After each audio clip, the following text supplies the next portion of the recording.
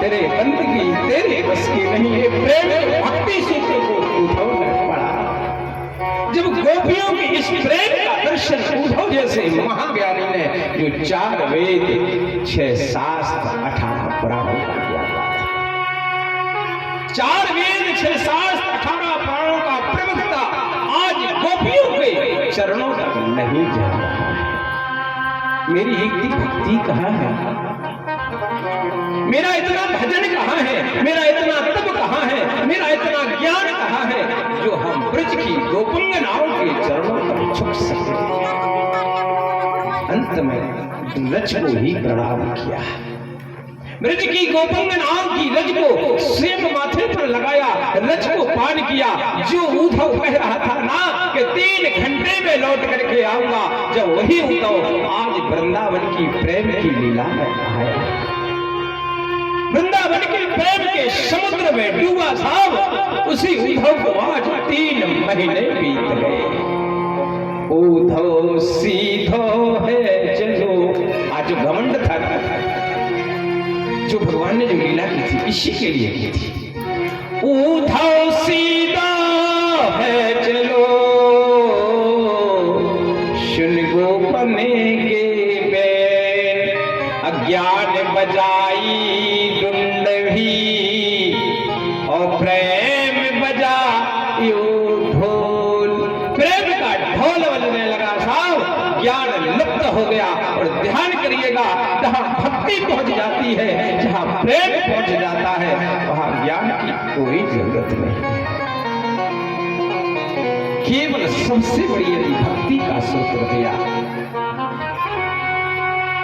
तो केवल प्रेम भक्ति का दर्शन। देखिए भगवान की भक्त तो बहुत हुए, कोई गाली दे करके भजता है, कोई मित्र मान करके भजन करता है, लेकिन गोपियों की जो भक्ति रही साहब वो प्रेम भक्ति थी। यदि प्रेम नहीं होता तो जगत पिता परमात्मा क्या वहां गोपाल बनकर के आता है। जो संसार जिसको नचाता है, आज वही संसार का नारायण गोविंद जब ब्रज में आता है तो ब्रज की गोपिका का एक गुलचा खाता है, और ब्रज की गोपंगनाओं के गुलचा खा के जो संसार को नचाता है, एक माखन के लौंदे के लिए नृत्य करता रहता है। एक केवल ब्रज की गोपंगनाओं के पास ही भक्ति का सूत्र था। और भगवान तो प्रेम के होते हैं ना। सुनी होगी कर्मा की कथा, साहू समाज की थी। देखिए भगवान जात नहीं देखते साहब, जात पात पूछे नहीं कोई, और हरि को भजे सो हरि का होई। भगवान उम्र नहीं देखते कि 100 साल 80 साल के हो गए हो तब भगवान कृपा करे, उम्र का कोई बंधन नहीं। पर ये भागवत का चतुर्थ स्कंद, ध्रुव बाबा तो केवल 5 वर्ष की अवस्था के ही थे ना, भगवान ने कृपा कर दी। भागवत का 8वें स्कंद पढ़े, गज गिराहे पर भी भगवान कृपा करते हैं। भगवान उम्र नहीं देखते भक्त्या तुष्यति केवलम माधवम प्रिय माधवा। माधव केवल भक्ति पर प्रसन्न होते हैं। जो भक्ति से भगवान को भजता है भैया, भगवान उस पर सदैव कृपा करते हैं। एक कर्मा थी ना, कर्मा का पिता बाहर जाने लगा, साहू समाज में लाली लाल जी की सेवा करना। लाल जी माने भगवान ठाकुर जी की सेवा। हम 2, 5, 8 दिन के बीच में व्यापार से लौट करके आएंगे, तुम अपने लाल जी की सेवा करना। कर्मा ने कभी सेवा की नहीं थी। कर्मा जब बाबा चले गए, कर्मा ने सोचा अब घर में कुछ नहीं है, आज ठाकुर जी को फल फूल तो है नहीं, क्या भोग में लगाए। कर्मा ने खिचड़ी बनाई, अब कभी बनाई भी नहीं थी, और कर्मा ने खिचड़ी बनाई, तुलसी डाला, ठाकुर के सामने रखा, पर्दा लगाया, गड़ल घंटी बजाई, पर्दा बंद कर दिया। और जैसे ही पर्दा बंद किया, भोग के 2 थाली रखने के 2-5 मिनट में फिर ताली बजा करके पर्दा खोला जाता है, माने भगवान ने पा लिया। और जैसे ही कर्मा बिटिया ने दरवाजा माने पर्दा खोला, जैसे पर्दा खोला तो खिचड़ी जम के तई रखी रही, विचार करने लगी, ओहो नमक ज्यादा, राम रस ज्यादा हो गया, इसने श्याम पा नहीं रही। खिचड़ी को अलग किया, दूसरी बार हंडी चढ़ा दी, दूसरी बार खिचड़ी बनी, और दूसरी बार फिर तुलसी दल डाला, पर्दा लगाया। 2-5 मिनट के बाद ताली बजा करके दरवाजा पर्दा खोला, और जैसे ही पर्दा खोला साहब खिचड़ी रखी रह गई। ओहो मिर्ची ज्यादा हो गई, इसलिए कन्हैया पा नहीं रही। तीसरी बार बनाई, तीसरी बार भोग लगाया, फिर से रखी और पर्दा खोला, फिर जगह नहीं रखी नहीं। ओहो मैंने घी नहीं डाल पाया, बिना घी की खिचड़ी थी ना, इसलिए भगवान पा नहीं रहे हैं। दूसरी बार खिचड़ी बनाई, घी डाला, भगवान को फिर भोग लगाया, लेकिन भगवान ने फिर भी नहीं पाया। एक बार नहीं साहब 20 बार भोग लगाया, 20 बार पर्दा भोग लगाया। अंत में जब भगवान ने प्रसाद नहीं पाया, वह 5 वर्ष की कर्मा जाकर के ठाकुर के सामने एक लाठी लेकर के खड़ी हो गई। लाला मुझ पर कौन सी गलती बन गई, मेरा बाबा तो 2 मिनट में भोग लगा के ले जाता था, आज मैंने तुझे 20 बार खिचड़ी बनाई, तूने नहीं पाई। कर्मा की आंखों से आंसू बहने लगे। लाला कि मेरे बाबा के चरणों की सौगंध, यदि तू खिचड़ी नहीं पाएगा तो ये कर्मा भी सौगंध करती है, जब तक अन्न जल ग्रहण नहीं करेगी। कर्मा अंगूठे पर सामने के भगवान के सामने खड़ी हो गई, लाठी लेकर के तू नहीं आएगा तो ये कर्मा भी दरवाजे से नहीं जाएगी। केवल कर्मा की आंखों से आंसू बह रहे हैं, हाथ कर्मा के ऊपर को है। एक दिन बीत गया, नहीं आए, दूसरा दिन बीतने लगा। सुखमणि जी बोली, श्याम हे नारायण गोविंद, आप कर्मा का भोग लगाने तो जाए ना। भगवान बोले हम मूर्ति में से प्रकट। बोली नहीं जाना पड़ेगा। एक दिन बीत गया, 2 दिन बीत गया, तीसरी रात्रि जब प्रारंभ हो गई, भगवान दौड़ते हुए आए। अरे कर्मा बहुत जोर की भूख लग रही है। भगवान ने गोद में बैठ करके कर्मा का भोग पाया। भगवान सब थाली पहुंचने लगे ना, कर्मा ने हाथ पकड़ लिया, बाबा लाला क्या पूरी खिचड़ी पा करके जाओगे? मेरे बाबा तो मुझे बचा करके जाता था, आज भगवान ने खिचड़ी बचाई और कर्मा भी 3 दिन से भूखी थी। भैया कन्हैया ने कर्मा को भी भोजन कराए। कर्मा से भगवान बोले, मांग मेरी बिटिया क्या चाहती है? कर्मा जो मांगेगा मिलेगा। कर्मा हाथ जोड़ करके बोली, कुछ नहीं चाहिए नंदन हे जसोदानंदन, हे लाला यदि देना चाहते हो तो हम भोग लगाने आए और आप भोग पाए, हमारे हाथों से ही भोग को पाए। भगवान ने आशीर्वाद दिया। 2-5 दिन के बाद में जब कर्मा का पिता लौट करके आया, कर्मा के पिता बोला, अरे लाली की सेवा में त्रुटि तो नहीं हुई ना? तेरे गोपाल ने परेशान तो नहीं किया? भोग ठीक से लगाया, पूजा ठीक ठाक से की? कर्मा हाथ जोड़ करके बोली, बाबा एक बात कहूं, जो जितना टेढ़ा है ना उतना ही नटखटिया है। इस सामरा इतना नटखटिया है बाबा, 20 बार खिचड़ी बनाई, जब इस श्याम ने खिचड़ी नहीं पाई, ये तेरी बेटी लाठी लेकर के खड़ी, 3 दिन 3 रात जब उठे पर खड़ी गई, तब तेरा श्याम ने आकर के तेरी खिचड़ी, तेरी कर्मा की खिचड़ी का भोग लगाया। कर्मा का पिता भगवान के चरणों में नहीं लेटा, अपनी बेटी के चरणों में लेट गया। बेटी, इस कर्मा के पिता माता को सैकड़ों वर्ष हो गई सेवा करते, माला टारते टारते भजन करते करते इसको नहलाते पूजा पाठ करते, लेकिन एक भी दिन इस झांकी का दर्शन नहीं हुआ और तुझे केवल 3 दिन में ही श्याम का दर्शन हो गया। साहब भगवान उम्र नहीं देखते हैं, भगवान जाति पात नहीं पूछते हैं, भगवान तो प्रेम के बंधन में बंधे होते हैं और भगवान तो भाव की प्रधानता को देखते हैं। अरे भाव का भूखा हूं मैं, भाव एक सार है,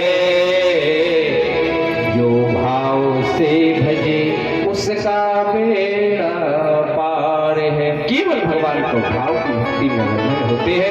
आज कर्मा पर भी भगवान ने कृपा। सुखदेव कहते हैं राजन, जब उद्धव जैसे ज्ञानी मथुरा लौट करके आया, भगवान दूर से ही कहने लगे आइए ज्ञानी जी, अने जरे पर नमक डाल दिया। उद्धव जी भगवान उद्धव बोल पड़े, लाला तुमने ठीक नहीं किया, इतने प्रेम करने वाले ब्रजवासियों को, इतनी प्रेम करने वाली गोपिकाओं को, राधा को तुम छोड़ करके आ गए।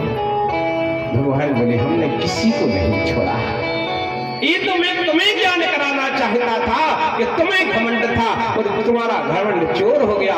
जैसे उद्धव जैसे ज्ञानी ने नेत्र बंद किए, हजारों गोपंगनाएं सामने बैठी है, किशोरी बाजू में बैठी है। देखिए भगवान कभी किसी से अलग नहीं है, हम आप में बैठा हुआ है, केवल आपको पहचानने की आवश्यकता है। लेकिन पहचानता जीव कब है, जब अपने आप से नहीं, जब दूसरे से पिटेगा सांप सुधरता नहीं है। दूसरे से पिटना तो नहीं सुधरता, जब घर से पिटेगा तभी बैराग्य होता है ना। देखा होगा सोना, एक दिन सोना वो लोहे में दोनों में बहस छिड़ गई। सोना बोला अरे भाई सोने तुम भी पिटते हो, कभी सोने के लिए सोने का हथौड़ा नहीं बनता है, सोना पिटता है तो दूसरे से पिटता है। किससे? बोले लोहे के हथौड़े से सोना पिटता है, और पिटते पिटते दोनों है साथ, सोना भी पिटता है और लोहा भी पिटता है। लेकिन सोने के पीटने में आवाज नहीं निकलती है, और लेकिन लोहे के पीटने में आवाज निकलती है। तुम जब लोहा लोहा से धन पटक जाता है तो चिंगारियां देती। इसका अर्थ समझे? इसका अर्थ ये है कि आप जब कहीं बाहर सफर करें, कोई आपको डांट दे, गाली दे दे, आप कभी किसी से नहीं कहते। क्यों? आप दूसरे से पिट रहे हो, सोना जैसे पिट रहे हो। दूसरे से पिटते रहोगे, कभी किसी से नहीं कहोगे मुझे इसने डांटा है, इसने गाली दी। और जो वही बात आपका लड़का, आपकी बहू, आपका बेटा आकर के कह देगा कि ए बाबा, तो आप अपने सारे रिश्तेदारों को सुनाते हैं। लड़का इस तरीके का बोलने लगा, बहू रोटी नहीं देती, मोहल्ले रिश्तेदारों को सुनाओगे। इसका अर्थ यह है कि आप जब तक घर से नहीं पिटोगे तब तक वैराग्य नहीं होगा। बाहर से पिटने से कभी वैराग्य नहीं होता है। बाहर माने ये शरीर है, इस शरीर को पीटते रहे, मलते रहिएगा, चंदन लगाते रहे, माला टारते रहे, लेकिन कुछ नहीं होगा साहब, जब तक अंदर का मन साफ नहीं होगा। गोस्वामी जी ने लिखा, निर्मल मन जन शो मोहि पावा, और मोह कपट छल छित्र ना भावा। अंदर के मन को आपको धोना पड़ेगा, अंदर की आत्मा को आपको धोना पड़ेगा साहब, तब परमात्मा मिलता है। बिना परमात्मा बिना धोई नहीं मिलता। सुखदेव कहते हैं आज उद्धव जैसे ज्ञानी को भी ज्ञान की प्राप्ति का सूत्र हो गया, और भगवान की कथा सबको नहीं मिलती। एक पंडित जी थे, वो पंडित जी गांव में आने बोले हमसे कथा करा ली, जैसे हमारे लक्ष्मण पटेल जी में लगा, और का सस्ती महाराज लगा बिल्कुल। बोले जो कछु तुम्हें देना हो सो करा ले। बोले ठीक है महाराज, तो बनाओ पर्चा भागवत की बैठकी को। बोले कछु नहीं बनने। बोले का है? बोले एक लालटेन चाने और एक कमरा। पटेल साहब तो सोच ये रहे थे 20 साल से कहीं ऐसी सस्ती मिल तो जाए। तो साहब पटेल साहब को कमरा आ गो, सदर भैया को लालटेन आ गो, कथा चालू। अब लगता है गांव भर के कथा सुनने खिलाने बैठ गए, खूब घंटा खान कथा चली। घंटा खान के बाद में गुरु बाबा ने सोची, ओहो हमने गणेश जी की तो स्तुति कर ही नहीं पाई। तो इनने जैसे ही गणेश जी की स्तुति करी, गजाननम भूत गणाधि सेवितम कपेत जम्बो फल चारु अक्षर। कछु न समझदार हते बोले अबे तो देवताओं की कथाएं होत रही। अब महाराज भूतों की यह क्या रहे, गजानन भूत, इनमें शब्द भूत आया है। सो गांव वालों ने अपनों को स्तुति ऐसी हो भैया के नेत्र बंद करके भी करी जा। सो गुरु बाबा ने नेत्र आंखें मीच के स्तुति करी। गांव वालों ने एक एक दूसरे होंगली लगाई, बोले खिसक ले, बोले क्या, बोले अबे तक देवता भूतों की हो रहे, तो भूत बैठ गए तो बावन गड़ा अठवाई वैसे ही लगा। साहब 2-5 मिनट के बाद पूरा पंडाल खाली, केवल 2 ही जने बैठे मिले। गुरु बाबा ने कही अभी तो हजारों आदमी हते कहाँ गए, बोले सब चले गए। बोले काय चले गए, बोले तुमने भूतों की कथा सुनाई सो चले गए। तो बोले दादा तुम 2 जने काय हो बैठे रहे, बोले हम कथा हो वहीं बैठे। बोले काय, बोले हम आवा कमरा और सदर भैया को लालटेन, हम कथा हो वहीं बैठे कमरा, हम तो लालटेन कमरा हम बैठे। साहब आप लोग भी बैठे हो तो ये भाव नहीं, कुछ यहाँ से 7 दिन की कथा प्रभावित हो रही है, यहाँ से एक शब्द भी जीवन में जाएगा तो आपके जीवन को बहुत साधन कर देगा, पार उतार देगा। सुखदेव कहते हैं राजन यहाँ 10वां स्कंध बोल हुआ। देखिए 10वें स्कंद का अर्थ होता है 50वां अध्याय पूरा होगा। अब 91वें अध्याय में प्रवेश करते हैं। तो 91वां अध्याय कब लगता है, जब हमारे शरीर में भी ये सब भागवत ही है शरीर।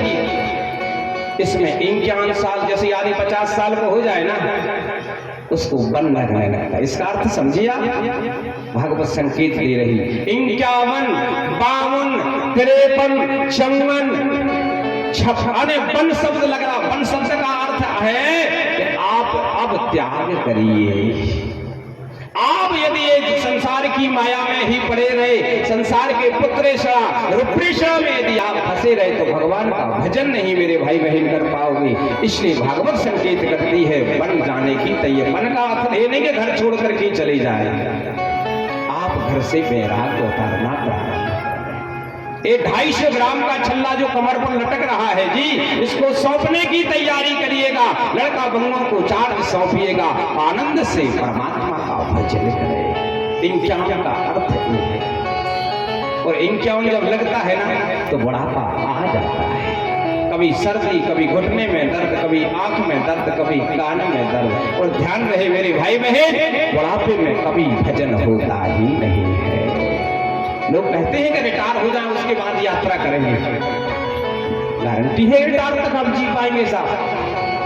जरूरी है कि कल तक आप जी पाएंगे? कोई गारंटी नहीं। भगवान करे तो अच्छी बात, लेकिन रिटायर भी यदि हो जाए तो उसको समय मिल रहा है, उस समय का आप सदुपयोग करें, दुरुपयोग मत करें। कोई तीर्थ करे, यात्रा करे, भजन करे, भगवान की कथा से घर में बैठ करके ही भगवान की वैराग्यता को प्रदान करे। बुढ़ापे में कभी भजन नहीं होता। आंख में पड़ेगा जाला, बुढ़ापे की कहानी। आंख में पड़ेगा जाला, कन से सुन नहीं पड़ेगा। आंख में पड़ेगा जाला, कन से सुन नहीं पड़ेगा।